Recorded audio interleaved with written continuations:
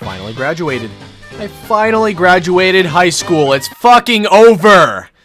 You know, it really is bittersweet. 75% of me is super stoked I don't have to go into school anymore and deal with all of the homework and all of these AP classes bending me over and having their way with me. I can just go home, focus on my YouTube channel and my own personal life, and just enjoy my summer now until college. And like 25% of me is super sad because high school was an adventure full of people and memories that I will cherish for the rest of my life. Please, if you're in high school or about to be in high school, please don't take it for granted. It kind of sucks a lot of times, but I really do recommend just enjoying it while it lasts. These 4 years were the craziest of my life. I'm certainly gonna miss it a little bit, but for the most part, I'm relieved. I can enjoy my summer until I go to community college for 2 years. I'm gonna take general studies, then I'm gonna transfer out after those 2 years, get a bachelor's in broadcasting and communication, and hopefully have my own radio show one day. That is the plan for all of you guys who were wondering what I'm doing after high school. I'm gonna be doing college and YouTube, and I'll just see where life takes me at that point. These 2 years in community college are going to give me some time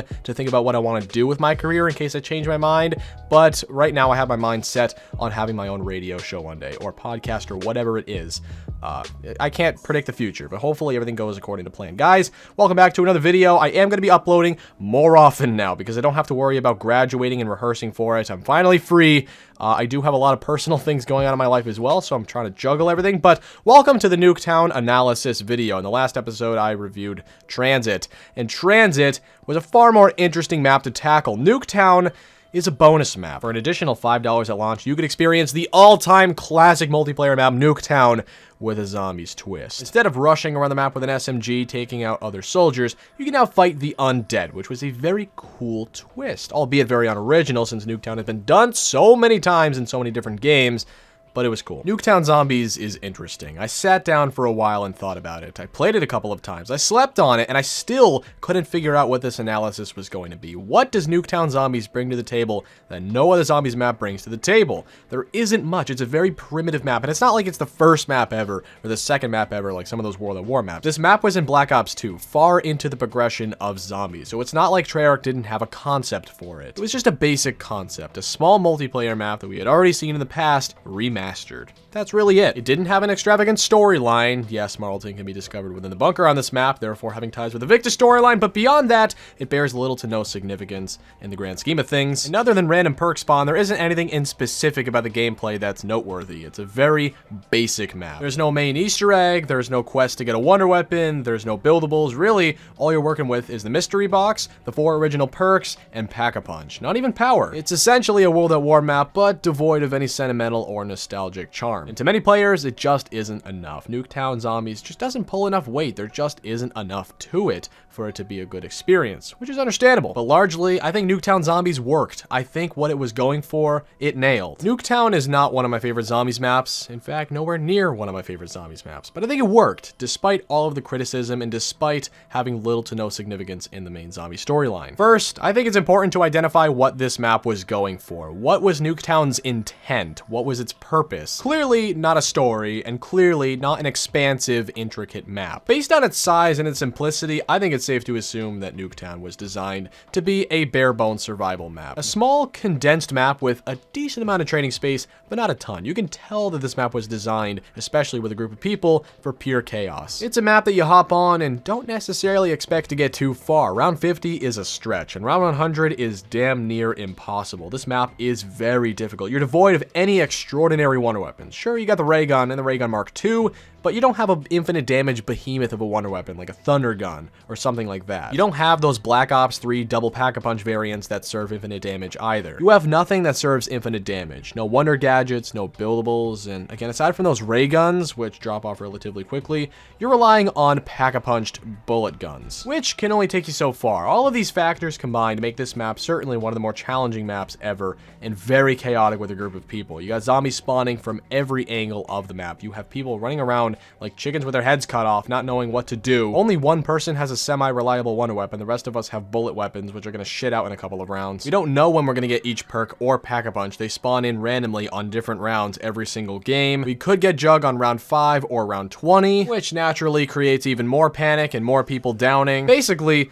it's a clusterfuck, as is every bare-bones survival map. Every primitive, small map like this that doesn't have a ton to work with. And that is what Nuketown's intent was. That is what Nuketown's purpose is. A small, chaotic map. Again, it wasn't going for this massive, innovative experience. What you see is what you get here. It's simple and straightforward. It doesn't have these overly complicated, drawn out, and tedious quests to get all of these specialists and wonder weapons and all of this bullshit we see in modern zombies. It doesn't waste an hour and a half of your time setting up. It doesn't bore you with these long, extraneous processes to get something in a virtual game. Really, what Nuketown is all about is fun. Nuketown is the ultimate fun map for me. Of course, every zombies map and video games in general are designed for fun and entertainment. I get that. I do have fun playing on every single zombies map to a certain extent. You know who you are. But Nuketown is the epitome of fun. It's a mindless, crazy experience, especially designed for friends. Subjectively, in my own opinion, Nuketown is the most fun map of all time. It's nowhere near the best map of all time.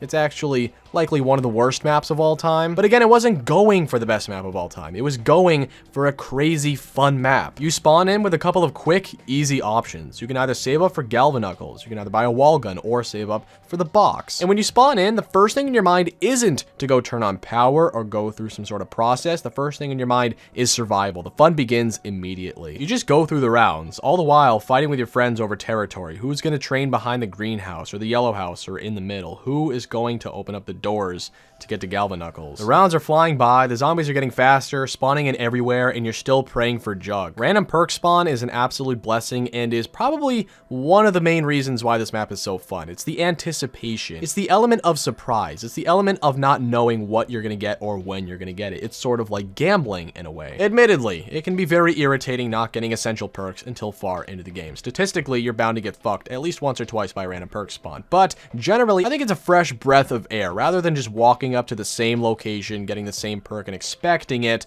random perk spawn gives that a little twist. After the first 25 rounds in this map, you'll already have had a blast and everything has already spawned in. It's just a very fun and simple map. And there's also something to be said about how relieving it is knowing you're not going to get some sort of infinite damage weapon that easily takes you to round 100, bordering some sort of game crash. There's something relieving knowing that you're gonna die before round 40. You're so much more dependent on your own skill on a map like Nuketown than on a lot of other maps with overpowered wonder weapons and gobblegum. This map is simplistic beauty and is the most fun map in my opinion. With a simple and quick map is a simple and quick analysis. There really isn't much to chew off of Nuketown zombies. There really just isn't. I've thought about this for a while. There are other bare bones survival maps similarly to Nuketown, but I think what makes Nuketown better than those maps is the fact that you actually stand a chance, the fact that you actually have perks and a wonder weapon. On a map like Bus Depot, you have no perks, there's a lot less space, you essentially don't stand a chance. Nuketown has a little bit to work with,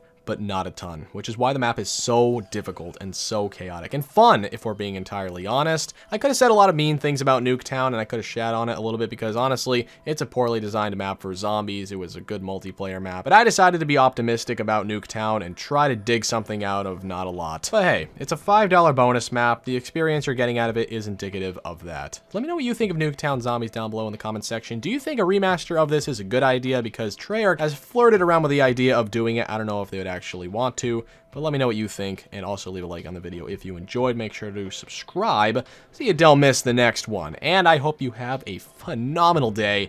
See you in the next video.